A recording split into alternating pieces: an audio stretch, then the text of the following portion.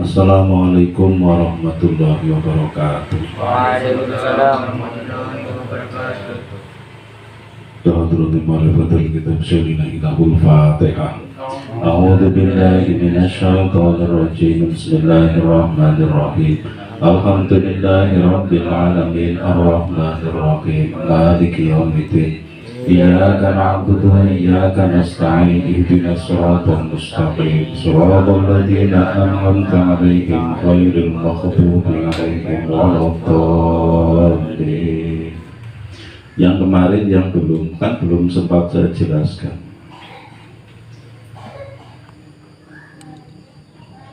Maknanya kan sudah. Jadi dijelaskan begini, ada seorang ulama ketika Imam Sibili telah meninggal itu bermimpi bertemu dengan Imam Sibili. Kemudian ia bertanya terhadap Imam Sibili, bagaimana keadaannya setelah meninggal. Ini kisah, ini cerita kalam khobar. Kalam khobar itu bisa benar, bisa tidak, kecuali kalam khobari Gusti Allah utawa kalam khobari Kanjeng Nabi Agung Muhammad Sallallahu Alaihi Wasallam. Itu pasti benar. Yang namanya kabar itu kan bisa benar, bisa salah kan, bisa benar, bisa orang. Tapi kalau yang menceritakan itu ulama, orang-orang yang alim, orang-orang yang diyakini kealimannya, orang-orang yang diyakini kedekatannya terhadap Gusti Allah. Kira-kira sampai percaya atau tidak? Percaya kan? Ya makanya percaya saja. Ini kan ada kisah yang menceritakan, jadi ketika Imam Sibili itu telah meninggal, ada ulama yang mimpi bertemu dengan Imam Sibili. Kemudian ia bertanya keadaan Imam Sibili setelah meninggal. Kemudian Imam Sibili ini bercerita, Imam Sibili atau Abu Bakar As-Sibili, atau nama lainnya adalah siapa? Dalak bin Jahdar. Ia murid daripada Syekh Junaid, tokoh sufi. Begitu juga Imam Sibili, tokoh sufi, orang-orang yang makrifat terhadap Gusti Allah. Ketika ia meninggal, ia ditanya oleh Gusti Allah, ditakoni nang Gusti Allah, ya Abu Bakrin atadri bima ghafartu laka. Wahai Abu Bakar, apakah kamu tahu dengan sebab apa aku memberikan ampunan kepadamu? Paham? Jadi ini pertanyaannya Gusti Allah maring Imam Sibili. Kemudian Imam Sibili itu menjawab, isolihil ngamali kolala. Imam Sibili menjawab, ya tentu dengan perbuatan-perbuatan baik saya atau ngamal-ngamal soleh saya. Kemudian Allah menjawab, kolala, bukan. Jadi bukan amal-amal soleh yang menyebabkan Imam Sibili ini mendapatkan ampunan dari Allah, mendapatkan rahmat dari Allah. Kemudian Imam Sibili mengatakan, biikhlasi ngubudiyati, kalau bukan dengan ibadah-ibadah saya, tentu dengan ikhlasnya saya melakukan ibadah. Kolala. Kemudian Allah menjawab, tidak, juga bukan dengan ikhlasnya kamu beribadah. Kemudian Imam Sibili mengatakan, bihaji wasaumi wasolati, kalau bukan karena ikhlasnya saya beribadah, berarti dengan haji saya, puasa saya, dan sholat saya. Qala la. Allah kemudian menjawab lagi, itu juga bukan. Jadi ngamal soleh ya udu, ikhlasnya beribadah juga bukan. Haji, puasa, dan sholatnya Imam Sibili juga bukan penyebab Imam Sibili mendapatkan rahmat dan ampunan dari Allah. Bihijroti lissolihina wa tolabil ngilmi. Kalau begitu, dengan adanya saya mengunjungi orang-orang soleh dan dengan adanya saya menuntut ilmu. Qala la.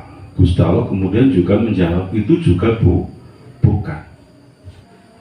Qultu ilahi fabima. Kemudian akhirnya Imam Sibili ini bertanya, wahai Tuhanku, lalu dengan apa? Apa yang menyebabkan saya itu mendapatkan rahmatmu dan ampunan? Ya Aba Bakrin, adat kuruhina kunta tamsi fitar bibah dada fawajat tahirotan sobirotan kot adnafaha al-barutu wahia tanjiwi min sita tihi. Kemudian Allah mengatakan, apakah kamu ingat ketika kamu sedang berjalan-jalan di gang-gang kota Baghdad? Di situ kamu melihat seekor kucing yang kedinginan, kemudian hampir mati. Fa'akhot taha rahmatan laha wa adkhol taha fi farid karena ngalaika wikoyatan laha. Kemudian kamu mengambilnya, merawatnya dengan penuh kasih sayang sehingga kucing tersebut itu terhindar dari kematian. Fakultu nangan. Kemudian Imam Sibili menjawab, iya saya teringat kejadian tersebut. Fakola ta'ala birahmati kalitil kalhiroti rohim tuka. Ya dengan sebab kasih sayangmu kepada kucing tersebut sehingga aku memberikan rahmatku kasih sayangmu kepadamu. Paham nunggu? Jadi Imam Sibili ia mendapatkan rahmat dari Allah, mendapatkan ampunan dari Allah, dan tentunya dimasukkan ke dalam surga itu bukan karena amal-amal solehnya, bukan karena ikhlasnya dalam beribadah, bukan karena ibadah haji, puasa, kemudian sholatnya, juga bukan karena ia sering silaturahim berkunjung kepada orang-orang alim dan menuntut ilmu, tapi karena sesuatu yang mungkin tidak terlintas dalam benak, tidak terlintas dalam pikiran. Jadi suatu saat ia itu sedang berjalan-jalan di gang, cara wong Indonesia itu gang di tanah Baghdad. Kemudian ia melihat ada seekor kucing yang kedinginan hampir mati. Kemudian Imam Sibili itu merasa kasihan, diambil, dibawa pulang, dirawat sehingga kucing tersebut menjadi sehat kembali. Itu yang kemudian menjadi sababiah Imam Sibili itu mendapatkan rahmat dan ampunan dari Allah. Paham? Tapi sampai jangan gagal paham dalam cerita ini. Mengko sing dijekot nang sampean mung kasih sayang tok. Kalau begitu saya tok mengasihi binatang, mengasihi manusia. Kemudian saya tidak sholat, tidak puasa. Itu namanya gagal paham. Jadi kewajibannya tetap dijalankan. kewajibannya tetap dikerjakan. Kemudian harus memiliki sifat kasih sayang. Ada banyak sejarah yang menjelaskan tentang hal itu, yang tidak hanya terjadi pada Imam Sibili, tapi juga terjadi pada Imam Ghazali dan orang yang ahli ibadah pada masa Nabi Musa alaihissalam, dan ada juga seorang pelacur seperti Imam Ghazali. Imam Ghazali mendapatkan rahmat dan ridhonya Allah karena apa? Ini kan cerita sing masyhur, kabeh santri kudune ngerti. Pernah dia suatu saat sedang mencatat kitab, sedang ngarang kitab. Kemudian ada seekor lalat yang hinggap di tempat mansi, wadah tinta. Kemudian ia berhenti menulis kitab, membiarkan lalat tersebut minum sampai kenyang. Kemudian setelah kenyang, membiarkan lalat itu terbang. Kemudian Imam Ghazali meneruskan menulis apa? Menulis atau mencatat kitab lagi. Itu juga yang menjadi sababiah Imam Ghazali mendapatkan rahmati Gusti Allah. Atau ada pada masa Nabi Musa alaihi wasallam, ada seorang pelacur yang menolong seekor anjing yang hendak mati. Ketika di jalan ia melihat ada seekor anjing yang kehausan, kemudian ia memberi minum anjing tersebut sehingga anjing tersebut itu tidak jadi mati. Itu juga yang menjadi penyebab kemudian orang tersebut mendapatkan ampunan Gusti Allah. Tapi seperti yang saya katakan tadi, sampai jangan gagal paham memahami cerita tersebut. Artinya bagaimana? Kewajiban kita tetap lakukan, apa perintah Gusti Allah kita lakukan, larangannya kita tinggalkan. Kemudian kita harus memiliki rasa kasih sayang terhadap sesama makhluk Gusti Allah. Jangan menyepelekan rasa kasih sayang, karena terciptanya kedamaian dalam lingkungan kita, kedamaian dalam rumah tangga, kedamaian dalam masyarakat. Salah satu hal yang paling penting adalah kasih sayang. Makanya Gusti Allah itu di awal-awal kitab ini dalam hadis qudsi itu kan mengatakan bagaimana ar-rahimuna yarhamuhumullahu tabaraka wa ta'ala. Orang-orang yang memiliki kasih sayang, orang-orang yang memiliki welas asih. Cara wong Jawane kasih sayang kan welas asih. Itu orang-orang yang disayangi oleh Gusti Allah. Nek sampean kepengen disayangi nang Gusti Allah, ya sampean kudu duweni sifat kasih sayang, kudu duweni welas asih, baik kepada sesama manusia ataupun selain daripada manusia, binatang lah, selama tidak menyakiti, tidak mengganggu kita, ya jangan disakiti itu. Kadang-kadang kita menganiaya binatang tanpa sebab, itu dosa. Bisa jadi ketika Gusti Allah itu tidak itu, menjadikan kita kelak masuk dulu ke dalam neraka. Mulanya zaman nggak cok menganiaya kucing, itu dihentikan. Iya kan? Apalagi pada masa Kanjeng Nabi itu ada seorang perempuan yang disiksa di kuburan ila yaumil kiamah karena menyiksa seekor kucing. Kucing dikurung di dalam ruangan, tidak dikasih makan sampai mati. Itu menyiksa atau tidak? Menyiksa. Itu yang menjadikan kemudian perempuan tersebut itu apa? Disiksa di kuburan ila yaumil kiamah. Makanya hati-hati. Kadang-kadang anak kucing mlebu omah nang sampean di bandemi to. atau sing cok muber-uber apa asu. Rumangsane sampean matenya asu ibadah kok itu. Anjing yang bagaimana dulu yang boleh dibunuh.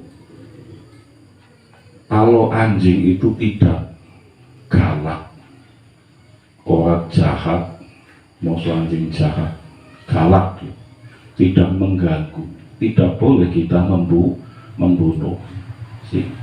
Tidak boleh kita membunuhnya. Makanya jangan berpikiran membunuh anjing itu ibadah di dalam asune desa. Paham ya? Paham bola? Apa coba? Kasih sayang. Apalagi konsep Islam itu apa? Rahmatan lil alamin. Kasih sayang bagi alam semesta. Makanya orang Islam itu seharusnya menyebarkan kasih sayang, menciptakan kedamaian, tidak menimbulkan atau tidak menjadi penyebab keonaran, tidak anarkis, tidak menjadikan orang yang ada di sekitarnya tidak nyaman atau bahkan tersakiti. Paham boleh? Wal makolatu makolat ataniyatu kang kaping 7. Iya. Ngan Abi Bakrin saking sahabat Abu Bakar As-Siddiqi. Radhiyallahu mugi-mugi paring kridhoan sapa Gusti Allah nganggo saking sahabat Abu Bakar. Salatun utai perkara telu iku latu droko ora bisa ditemu apa salatun bisalatin kelawan perkara telu liyane. Ayat salah sukisolin tegese utawi perkara telu iku latu telabu ora bisa dipuring, ora bisa digolek apa salafun bitala tati asya'a kelawan telu piro-piro suci-wici. Menurut sahabat Abu Bakar ada 3 hal yang tidak bisa didapatkan dengan tiga hal yang lain. Al-hina rupane siji suki bil muna kelawan cita-cita. Lafat muna bidomil mimi kelawan diwaca domah mimi. Iku jam'u munyatin jama'i lafat munyatun. Aifala yang sulu. Tegese mongkora dadi hasil opo al-hina suki bil amani kelawan angen-angen utawa cita-cita. Bal bil kismati balik kelawan bagian minallahi saking Gusti Allah Ta'ala. Yang pertama, kekayaan itu tidak bisa didapatkan dengan cita-cita dan usaha semata. Akan tetapi kekayaan itu adalah ketetapan atau takdir Gusti Allah. Mulane wong usaha kaya ngapa? Duwe cita-cita suki ya kaya ngapa, nek takdir ora suki ya ora. Hanya saja takdir itu rahasianya Gusti Allah. Kita kan tidak tahu akan menjadi orang kaya atau orang miskin. Nah kemudian tugas kita itu hanya berusaha saja, berusaha untuk menjadi orang kaya. Nek ora dadi wong suki ya wis wong urip nang dunya sedela iki. Ya kan? Orang sugih banda tapi sugih atine. Sampai milih sugih banda tapi atine ora sugih, apa milih sugih atine tapi bandane ora akeh? Milih yang mana? Pilihannya loro tok karo sanggawe pilihan daerah. Pilihannya itu hanya dua. Atine sing sugih tapi banda ndak, harta ndak ada, utawa bandane ana tapi hati ora sugih sehingga gelisah terus, resah terus, ora tahu ngerasa nyaman. Milih hanya ada 2 pilihan, tidak ada pilihan yang ketiga. Pilih yang mana? Bingung tau kan? wong kok bingungan. Kan sering saya katakan, jadi santri itu jangan bingungan, tapi yang pasti. Jadi kekayaan orang tak terus nata kuning. Sampai kan Arab jawab bingung. Milih suki hati nembok temenan, bandana orang suki kan susah toh. Arab milih suki banda, hati orang suki, lebih susah mana kan? Kan berapa banyak manusia yang diberi kekayaan secara lahiriah oleh Gusti Allah, tapi secara batiniah dia tidak kaya, hingga hidupnya tidak pernah merasa cukup. Paham ya? Babakan gampang merusak buyang-buyang ya. Kemudian yang kedua apa? Wasababu lan utawi sifat nom bil khotobi kelawan hak toko kuwi. Bil khotobi kelawan semir nganggo bahasa sing modern mawon. Fala yasulu mongko ora hasil apa asbabu sifat enom bil khotobi sya'ri kelawan nyemir rambut bil hina kelawan pacat wa nahwihi lan sepadane hina. Pak jam dempis nangon salon manten ngene ngaji seneng dempis. Ora jangan wis ngono kae. Kaya wong ora pedenan. Wong minderan niku nek pembaan bahaya lho. Kowe nek dadi lurah minderan kuwi. Iya kan? Mulane wong niku kudu percaya diri. Percaya diri tapi kudu duwe modal, ora duwe modal percaya diri pada bunuh diri to kowe. Wong peden ora ngaprakon pidato tapi ora duwe modal, ora mirang-mirang mas. Kemudian yang kedua apa tadi?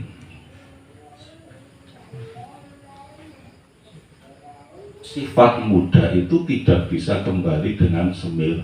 Ngerti semir orang semir rambut. Semir rambut boleh atau tidak? Yang warna hitam. Ada yang membolehkan, ada yang tidak. Itu nanti dibahas dalam pembahasan yang lain. Itu masuk pembahasan fikih. Kalau selain itu boleh. Tapi apa? Sekiranya yang tidak menutup rambut. Kalau menutup rambut itu jadi masalah ketika junub. Coba kan ada semir yang kemudian menutup permukaan rambut seperti kutek. Jawadone kalau kutek hati-hati loh.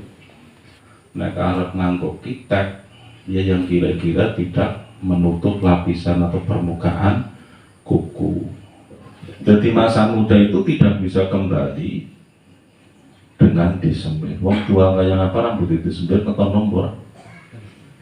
Ya ada perubahan sedikit lah, ya kan. Sing mulai rambut wis putih kabeh kemudian disemir jadi ireng kabeh ya sedikit banyak ada perubahan. Tapi kan tidak bisa mengembalikan seperti ketika ia muda. Keriputnya sih. Enggak naik operasi plastik. Ya mandan bisa. Sekarang kan teknologi wis canggih kan. Wis keriput. Itu pun ketika sudah terlalu tua, wis terlalu keriput ya ora iso. Malah merusak jaringan kulit. Jadi wong wis tua mawon. Mulane sampai yang masih muda nikmati masa mudanya sampai. Wis tua kepengin normal iki kasus. Kemudian dong ora mandang wis tua gawikan dan ini kan jadi masalah. Makanya ketika masih muda nikmati masa muda, tapi dalam batasan tertentu. Orang keliwat latas. Masa muda umumnya apa ya dikerjakan. Jadi seneng-senengnya wong ya ketika masa muda. Masa mudanya sampai berlalu dengan penderitaan, ketika Tuhan sampai sukses bisa dendam. Tolanan wong wis tua, tolanan kim-kiman, tolanan mobil-mobilan, tolanan pesawat terbang, itu kan karena apa? Masa kecil yang kurang bahagia. Mulanya sampai mumpung esik bahagia, sesenang-senang nom-noman kok menderita, nom-noman siapa-apa. Enggaknya wong nom-nom kok kayak sampean kan tidak ada alasan untuk menderita kan. mangan cukup, nyandang cukup, kasih sayang dari kedua orang tua terpenuhi. Apalagi ketika menderita berarti menderita di gawe deh, nom-noman mau menderita itu nonton, iya kan? Jadi tidak ada alasan untuk anak muda itu menderita. Wong nom ya sing seneng, sing bunga, sing semangat, sing terengginas, yang penuh gairah menatap masa depan. Terus sampai menatap masa depan begitu disuruh. Kini ngebentuk di apa? Ya, bingung kok sampai. Jadi itu penuh ragu. Namun maning bahu. Masa depan embuk. Orang berputar dulu. Kemudian yang ketiga apa? Wasihatu utawi sehat. Wasihatu lan utawi sehat bil adwiyati kelawan piro-piro tambah. Fala tahsulu mengkora dadi hasil opo asehatu sehat binafsil adwiyati kelawan kahanani obat. Bal bisa kok illahi ta'ala balik kelawan apa? Bal bisa kok illahi ta'ala balik kelawan oleh merasakan Gusti Allah Ta'ala. Sehat itu tidak bisa dengan obat. Ketika sampan berkeyakinan bahwa sehatnya sampan dari rasa sakit, dari penyakit itu obat, berarti sampan musyrik. Musyrik. Karena seperti dijelaskan di sini bahwa kesehatan itu tidak dengan obat, tapi dengan idine Gusti Allah. Dengan adanya Allah memberikan kesembuhan seumpamane beriak.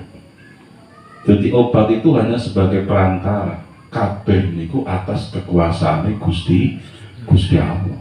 Paham kan? Paham kan? Yani ada tiga hal yang tidak bisa digapai dengan tiga hal yang lain. Yang pertama apa? Tadi al-ghina bil muna, kekayaan dengan cita-cita. Sampai cita-cita kepengen jadi wong sugih tapi takdiri jadi wong melarat, ya iso, ya kan? Kemudian yang kedua wasabahu bil khotobi, masa muda tidak bisa dikembalikan dengan semir, rambutnya disemir, jenggot di semir. Kemudian apalagi sing disemir, alise sing wis putih di semir. Tidak bisa mengembalikan ke masa muda. Mulane dadi wong wis nerima mau apa sing ditetepna teng Gusti wis tua ya wis tua mau. Wis tua secara fisik tua, perilakunya juga harus milu tua. Iya kan? Ada wis tua, perilakunya masih seperti anak-anak. Kemudian yang terakhir apa? Wasihatu bil adwiyah. Sehat itu tidak bisa dengan obat, tapi dengan seizin Gusti Allah. Dalam arti obat itu hanya perantara. Makanya ada banyak orang yang punya penyakit tapi tidak sembuh penyakitnya dengan obat. Sing digadang-gadang obatnya ampuh malah wong emang mati. Itu kan bukti kan? Bukti no bukan? Bukti. Mulane wong sing keyakinane temenanan karo Gusti Allah, dia dengan dokter siapapun, dengan obat apapun, yang penting sesuai dengan penyakitnya, dia pasti tidak ada masalah. Tandane wong niku menggantungkan pada obat atau dokter atau mantri atau rumah sakit, dia tidak akan yakin, tidak akan mantap dengan dokter si A, obat A, rumah sakit C atau puskes D. Ya kan? Tapi wong sing keyakinane maring Gusti Allah dengan siapa saja dia akan tidak ada masalah. Kenapa? Karena keyakinan yang menyembuhkan itu adalah Allah, selebihnya adalah perantara. Wallahu. Assalamualaikum warahmatullahi wabarakatuh. Waalaikumsalam.